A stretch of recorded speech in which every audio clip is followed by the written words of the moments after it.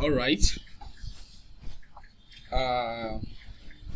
Akiwa kú ọdún tuntun. Mo lérò tó gbogbo ala lè rí screen mi. Bẹ́ẹ̀ni sir. All right. A kú àlàjá ọdún tuntun.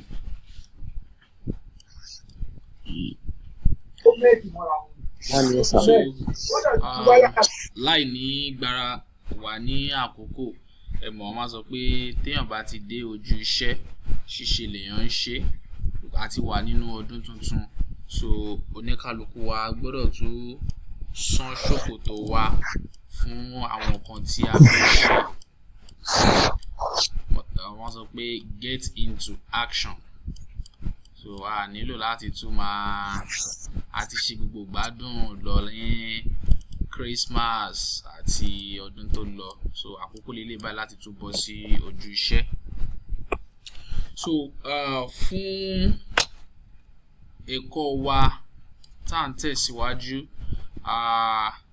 mo fẹ́ sọ fún wa wípé tó bá ti di ọ̀sẹ̀ tó ń bọ̀ a gbọ́dọ̀ máa gbáradì. So ìdánwò ń bọ̀ fún wa. A gbọ́dọ̀ máa gbáradì.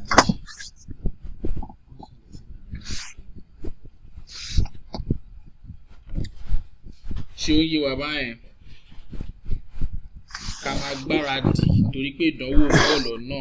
Gbogbo àwọn nǹkan tí a ti ṣe tẹ́lẹ̀, so a máa ní láti tún gbé wọn yẹ̀ wò.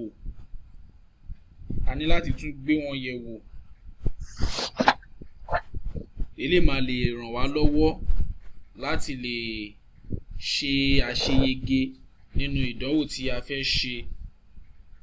Eléyìí máa lè ràn wá lọ́wọ́ torí ó ṣeé ṣe kó jẹ́ wípé àwọn afẹ́fẹ́ yẹyẹ tí a ti ṣe ó ti jẹ́ ká gbàgbé àwọn nǹkan kan tí a ti kọ́. So a máa nílò láti ṣe ìrántí fún wa láti lè gbáradì fún ìdánwò wa tí a ní ọ̀sẹ̀ tó ń bọ̀.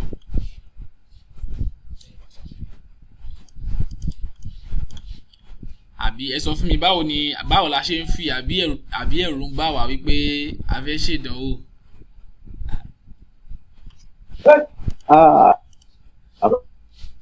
Sẹ́rù sà, kò sí nǹkan kan ń bẹ̀ sà.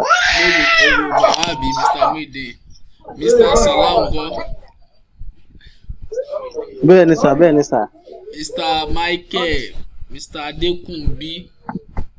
Kò sí wàhálà. Pé kò sí wàhálà. Ẹ̀rù ń bà mí sá o. Kí ló dé? Okay, Mrs. Adekunbi, kí ló ń bà yín lẹ́rù? Àwọn nǹkan tá a ti kọ́ náà ni. Mo mọ̀, ẹ̀rù kàn bà mí náà ni. Ẹ ti fi jẹ chicken. Ẹ̀rù kàn bà mí náà ni. Ẹ má bẹ̀rù, ẹ má fòyà. Jésù wà pẹ̀lú yín. Okay sir.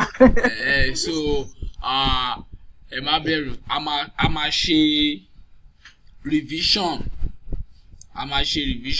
So láti lè fi gbáradì fún gbogbo àwọn nǹkan tí a ti ṣe. Àbí ká tiẹ̀ tó bẹ̀rẹ̀ ṣé ó tiẹ̀ ní bóyá bí àwọn nǹkan kan tí a ti kọ́ sẹ́yìn bóyá láti bẹ̀rẹ̀ tí a ti bẹ̀rẹ̀ tó yẹ kó ṣì ń rú wa lójú tí kò tí ì yé wa dáadáa kó dípa bẹ̀rẹ̀ revision sí. Kí ni nǹkan tó yẹ pé a ṣì ń rí bó ṣì ń nira fún wa láti jẹ́ tí kò tí ì yé wa tẹ́ fẹ́ kí a tún àlàyé ẹ̀ ṣe fún wa dáadáa. Torí a ò kàn fẹ́ tẹ̀síwájú láì ṣe wípé àwa gan ní àrídájú wípé òkè o nǹkan tí a ti ṣe yìí a ti mọ̀. Tẹ́ pé àwa náà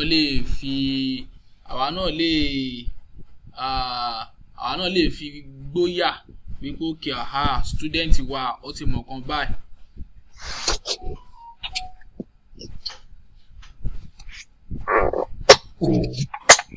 Ṣé a ní ìbéèrè kankan lórí nǹkan tá a ti kọ́ tẹ́lẹ̀ kó tó di pé a bẹ̀rẹ̀ sí ní ṣe revision fún wa? Nothing from my Hello side. sir, mo ní ìbéèrè sir. ok ẹ béèrè.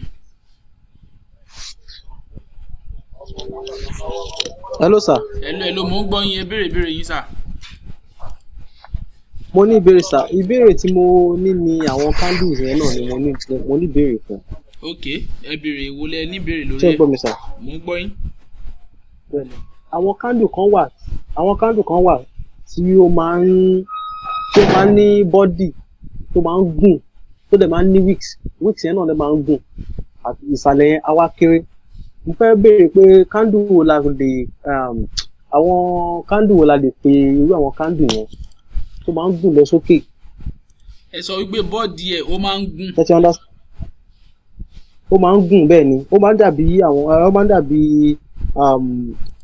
àwọn engulfing candle yẹn.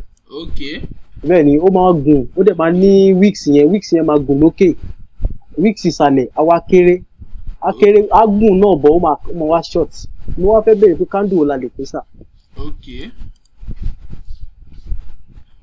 mo ń bọ̀ ṣe bí ẹ ṣáà ń rí screen mi, mo fẹ́ fún yín ní àpẹẹrẹ Bẹ́ẹ̀ni. sọ́dà tẹ máa lè mọ bẹ́ẹ̀ ni mo rí sà, bẹ́ẹ̀ ni sà.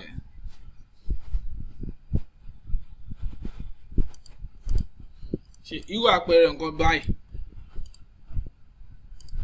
bẹ́ẹ̀ ni sà, bẹ́ẹ̀ ni. Irú àpẹẹrẹ báyìí ṣe rí irú àwọn candlestick míì wà tó jẹ́ pé àwọn candlestick kan wà tẹ́ pé wọ́n orúkọ wọn kò so common. Bẹ́ẹ̀ ni. ṣe get. Bẹ́ẹ̀ ni. tó yẹ pé orúkọ wọn kò so common. Irú candlestick yìí sìn a lè pè ní bullish engulfing. ṣé àlàyé yẹn yé yín? A lè pè ní bullish engulfing. Ok sà, bẹ́ẹ̀ ni sà. Torí wípé tá bá wo wicks ẹ̀ tó wà lókè a máa rí pé ó gùn gan and èyí tí candlestick yìí dẹ̀ fẹ́ fi ara jọ, ó fẹ́ fi ara jọ shooting star. ṣé gbàgbé shooting star ìkejì pin bar, shooting star wá rí báyìí. Bẹ́ẹ̀ ni sà. Bẹ́ẹ̀ ni. ẹ rí báyìí ó jọ kí ni ẹ gbé shooting star ló jọ. So ọ̀pọ̀ ìgbà máa wà tó jẹ́ wípé àwọn candlestick yẹn a ní bí eléyìí gangan tó máa rí bí eléyìí gangan báyìí. Tá bá wo eléyìí tá wo eléyìí náà, bọ́dí eléyìí kéré kí bọ́dí eléyìí kó tóbi. Ṣùgbọ́n nǹkan tí candlestick yìí tó yìn sùn jẹ́ ká mọ̀ ni wípé agbára wá láti ọ̀dọ̀ wọn tí ó fẹ́ tà, òun la ṣe ní wicks tó gùn lókè. Agbára wá láti ọ̀dọ̀ wọn tó fẹ́ tà la ṣe ní wicks tó gùn lókè. Torí ẹ̀ ni a ṣe ń fún àkókò sílẹ̀ láti fi ṣàlàyé àwọn candlestick yìí dáadáa fún wa, tó jẹ́ wípé ìgbà míì wà tí a ò bá rí ní bí a ṣe yà á. Ẹ mọ̀ pé ọwọ́ yíyà lásán lélẹ̀ bí nǹkan tí mákẹ́ẹ̀tì wá ṣe. A lè pẹ̀lú òye àlàyé tí a ti ṣe fún wa, àwa náà lè fi òye wa gbé wípé nǹkan tí candlestick yìí nǹkan tó ń sọ fún mi lélẹ̀. Ṣé àlàyé yẹn ṣé ó yé báyẹn? Bẹ́ẹ̀ ni sà, ó yé mi sà. So ìgbà míì wà, ọ̀pọ̀ ìgbà wà tó yẹ pé a ò ní picture perfect. Ìgbà bó ṣe gbọ́dọ̀ rí gangan lélẹ̀ rárá. Ìgbà míì wà ó lè rí báyìí. Ṣùgbọ́n tá bá rí báyìí àwọn mọ̀ pé lóòótọ́ candle yìí bullish candlestick ni o. Bó tí mo ṣe ń wo yìí ó ní wicks tó gùn lókè. Then eléyìí túmọ̀ sí fún mi pé agbára ń wá láti ọ̀dọ̀ wọn tí wọ́n fẹ́ tà. Ṣé rí orúkọ candlestick gan kò really matter sí wa bí òun ṣe nǹkan tí candlestick yẹn kó tó gbé jáde. Orúkọ ẹ̀ ò really kàn wá. Ìgbà míì wà tó yẹ pé tá bá ti bẹ̀rẹ̀ sí ní máa trade, a lè gbàgbé àwọn orúkọ candlestick kọ̀ọ̀kan ká ti gbàgbé ẹ̀. Ṣùgbọ́n tí a bá ti mọ nǹkan tí ó fà á tí candlestick yẹn fi form, tí a bá ti mọ̀ nǹkan tó fà á tó fi form ìdí ẹ̀ a mọ̀ pé ok nǹkan tí candlestick yìí nǹkan tó ń ṣe lélẹ̀ yìí nǹkan tó ń sọ fún mi ní àkókò yìí lélẹ̀.